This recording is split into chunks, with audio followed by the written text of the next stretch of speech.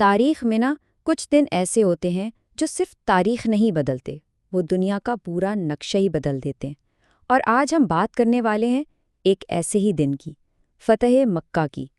یہ کہانی دیکھیے صرف ایک شہر کو فتح کرنے کی نہیں، یہ کہانی ہے دلوں کو جیتنے کی، ایک بالکل نئے دور کی بنیاد رکھنے کی، ایک ایسی جیت جو تلوار سے کہیں زیادہ اصولوں کی طاقت سے لڑی گئی۔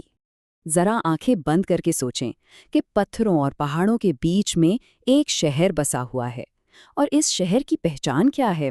اس کی لکڑی کی بنی ہوئی خوبصورت منفرد کھڑکیاں، جنہیں روشن کہا جاتا تھا۔ یہ ہے 19ویں صدی کا مکہ، جہاں کا ہر گھر، ہر گلی خود ایک کہانی ہے۔ لیکن پھر وقت بدلتا ہے، اور آج وہی شہر سٹیل، شیشے اور کنکریٹ کا ایک جنگل بن چکا ہے۔ وہ پرانی گلیاں، وہ کہانیاں اب بلند و بالا ٹاورز کے سائے تلے کہیں کھو سی گئی ہیں۔ تو سوال یہ ہے کہ آخر ہوا کیا تھا؟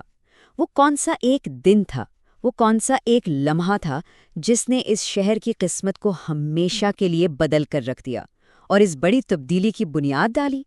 چلیں آج اسی سوال کا جواب ڈھونڈتے ہیں۔ اچھا، اس تبدیلی کو سمجھنے کے لیے پہلے ہمیں اس مکہ کو دیکھنا ہوگا جو اب صرف تصویروں میں ہی رہ گیا ہے، ایک ایسی تعمیراتی دنیا جو اب کہیں گم ہو چکی ہے۔ تو اس پرانے مکہ کا فن تعمیر تھا کیسا؟ بھئی کمال کا تھا۔ دیکھیں، زمین تھی کم تو گھر اوپر کی طرف بنائے جاتے تھے، ساتھ منزلہ عمارتیں۔ یہ بنتے تھے مقامی پتھروں اور لکڑی سے، لیکن ان کی اصل شان تھی روشن۔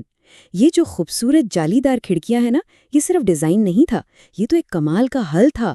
یہ باہر کی گرم ہوا کو اندر آتے آتے ٹھنڈا بھی کر دیتی تھی، اور گھر کی خواتین کے لیے پردے کا بھی کام کرتی تھی۔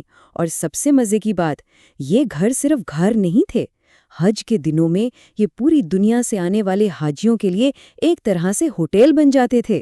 مطلب فن تعمیر، ثقافت اور ضرورت سب ایک جگہ اکٹھے ہو گئے تھے۔ تو پہ سوال یہ اٹھتا ہے کہ یہ پرامن شہر اچانک جنگ کے دہانے پر کیسے آ پہنچا؟ اس کی شروعات ہوئی ایک ٹوٹے ہوئے وعدے سے، ایک معاہدے کی خلاف ورزی سے۔ کہانی کچھ یوں ہے کہ 628 عیسوی میں حدیبیہ کے مقام پر مسلمانوں اور قریش مکہ کے بیچ 10 سال کے لیے امن کا ایک معاہدہ ہوا تھا۔ سب ٹھیک چل رہا تھا، امن کا دور تھا اور اسلام بھی تیزی سے پھیل رہا تھا۔ لیکن صرف 2 سال بعد قریش کے اتحادی قبیلے بنو بکر نے مسلمانوں کے اتحادی قبیلے بنو خزاعہ پر رات کے اندھیرے میں حملہ کر دیا۔ اور قریش نے صرف تماشا نہیں دیکھا، انہوں نے حملہ آوروں کو ہتھیار بھی دیے اور خود بھی اس حملے میں شامل ہوئے۔ یہ معاہدے کی کھلم کھلا خلاف ورزی تھی۔ بس اس ایک واقعے نے امن کے دور کا خاتمہ کر دیا اور پیغمبر اسلام صلی اللہ علیہ وسلم کو ایک فیصلہ کن قدم اٹھانے کا ایک بالکل واضح قانونی اور اخلاقی جواز دے دیا۔ اور وہ فیصلہ کن قدم کیا تھا؟ 10,000 کا لشکر۔ سوچئے ذرا، یہ اس وقت تک مدینہ سے نکلنے والی سب سے بڑی فوج تھی۔ لیکن اس مہم کا اصل مقصد لڑائی کرنا تھا ہی نہیں، بلکہ لڑائی کو روکنا تھا۔ 10,000، یہ تعداد ہی اتنی بڑی تھی کہ اس کا مقصد بالکل صاف تھا۔ قریش مزاحمت کرنے کا سوچیں تک نہیں۔ یہ طاقت کا ایک ایسا مظاہرہ تھا جس کا جواب دینا قریش کے بس میں ہی نہیں تھا۔ اور اس لشکر کی حکمت عملی کمال کی تھی، اتنی شاندار کہ آج بھی ملٹری اکیڈمیز میں پڑھائی جاتی ہے۔ پہلا اصول، مکمل رازداری۔ کسی کو نہیں پتا تھا کہ لشکر جا کہاں رہا ہے، تاکہ دشمن کو تیاری کا کوئی موقع ہی نہ ملے۔ پھر آیا دوسرا اور شاید سب سے ذہین قدم، نفسیاتی جنگ۔ جب لشکر مکہ کے قریب پہنچا تو ہر سپاہی کو حکم ملا کہ وہ اپنی الگ آگ جلائے۔ اب تصور کریں، رات کے اندھیرے میں 10,000 الگ الگ شعلے۔ اس منظر نے مکہ والوں کے دلوں پر ہیبت طاری کر دی۔ اور پھر آخری قدم، پرامن داخلہ۔ فوج کو چھوٹے چھوٹے دستوں میں تقسیم کر کے الگ الگ راستوں سے شہر میں داخل کیا گیا، تاکہ کہیں بھی لڑائی کا کوئی امکان ہی باقی نہ رہے۔ یہ صرف طاقت کا نہیں بلکہ ذہانت اور رحم دلی کا ایک بے مثال منصوبہ تھا۔ اور اب ہم پہنچتے ہیں کہانی کے اس حصے پر جو اس فتح کو تاریخی باقی تمام فتوحات سے بالکل الگ، بالکل منفرد بنا دیتا ہے۔ یہ ایک ایسی فتح تھی جس میں انتقام کا کوئی عنصر نہیں تھا۔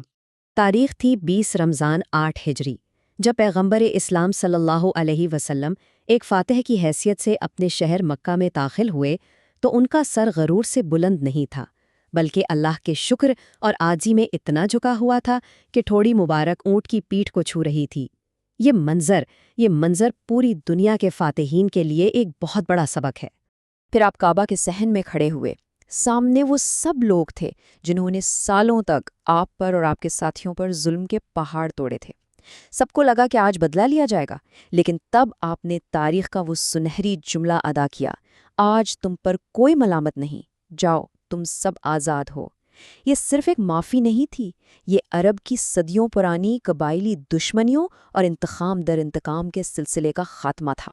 اس عام معافی کے اعلان کے بعد اب وقت تھا اس گھر کی روحانی صفائی کا، جسے حضرت ابراہیم علیہ السلام نے صرف اور صرف ایک خدا کی عبادت کے لیے تعمیر کیا تھا۔ تو پیغمبر اسلام صلی اللہ علیہ وسلم خانہ کعبہ میں داخل ہوئے اور اپنی چھڑی کے اشارے سے ایک ایک کر کے وہاں رکھے تمام 360 بتوں کو گراتے چلے گئے۔ یہ صرف پتھر کے مجسموں کو توڑنا نہیں تھا، یہ شرک کی جڑوں کو کاٹنا تھا، یہ اس مقدس گھر کو اس کی اصل توحیدی شناخت واپس دلانے کا عمل تھا۔ اور ہر بت کے گرنے کے ساتھ آپ کی زبان مبارک پر قرآن کی یہ آیت جاری تھی، حق آ گیا اور باطل مٹ گیا، بے شک باطل مٹنے ہی والا تھا۔ یہ آیت خود اس عمل کے مقصد کو بیان کر رہی تھی، حق کی فتح اور باطل کا خاتمہ۔ تو سوال یہ ہے کہ اس ایک دن نے آخر ایک نئی دنیا کی بنیاد کیسے رکھی؟ اچھا، اس فتح کے جو اثرات تھے نا، وہ فوری بھی تھے اور بہت دور تک جانے والے بھی تھے۔ دیکھیں، سب سے پہلے تو اس عام معافی نے عرب میں بدلے اور انتقام کی جو آگ صدیوں سے جل رہی تھی اسے ہمیشہ کے لیے ٹھنڈا کر دیا۔ پھر جب قریش نے شکست مان لی تو پورا جزیرہ نما عرب اسلام کے پرچم تلے اکٹھا ہو گیا، ایک ایسی یونٹی جو اس سے پہلے کبھی نہیں دیکھی گئی تھی۔ مکہ ہمیشہ کے لیے اسلامی دنیا کا روحانی مرکز بن گیا، اور اس نئی متحد قوم نے اس وقت کی دو سپر پاورز بازنطینی اور ساسانی سلطنتوں کے سامنے ایک نئی طاقت بن کر ابھرنے کی بنیاد رکھی۔ لیکن شاید سب سے بڑی بات یہ تھی کہ طاقت کا ایک نیا اخلاقی معیار قائم ہوا، ایک ایسا معیار جہاں فتح کا مقصد بدلہ لینا نہیں بلکہ انصاف اور اصلاح قائم کرنا تھا۔ تو آخر میں ایک سوال سوچنے کے لیے رہ جاتا ہے کہ اگر اس دن فتح کا جشن تلواروں کی جھنکار اور انتقام کے نعروں سے منایا جاتا تو کیا آج دنیا کی تاریخ ویسی ہی ہوتی جیسی ہم جانتے ہیں؟ شاید بالکل نہیں۔ یہ واقعہ ہمیں ایک بہت بڑی بات یاد دلاتا ہے کہ حقیقی طاقت ہتھیاروں میں نہیں ہوتی، کردار کی مضبوطی میں ہوتی ہے، اور سب سے بڑی فتح وہ ہوتی ہے جو دشمن کے جسم پر نہیں بلکہ اس کے دل پر حاصل کی جائے۔